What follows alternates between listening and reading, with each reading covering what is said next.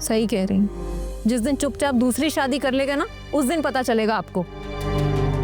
अरे क्या हो गया इस लड़की को, हर वक्त लड़ती झगड़ती रहती है। हाँ हाँ, जिम तो घर के पास ही है, तुम जाके देखना ना। अच्छा, ये तो बहुत अच्छा हो गया। एंड वाह, आप भी जिम जाती हैं? डेफिनेटली, मैं तो उसके बगैर रह ही नहीं सकती हूँ।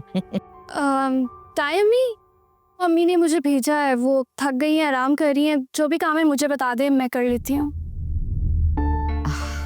नहीं, तुम क्यों करोगी काम, मैं कर लूंगी और रमशा देख लेगी बाकी का काम। तुम जाओ, आराम करो।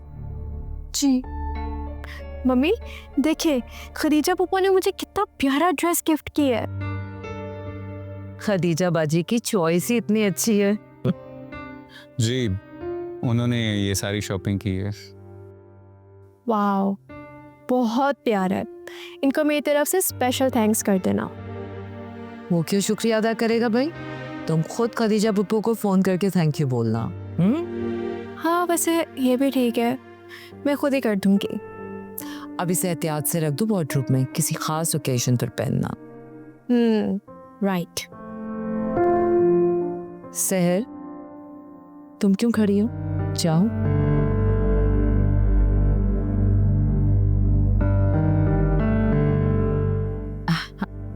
वाकई बहुत अच्छा ड्रेस दिया, थैंक यू सो मच।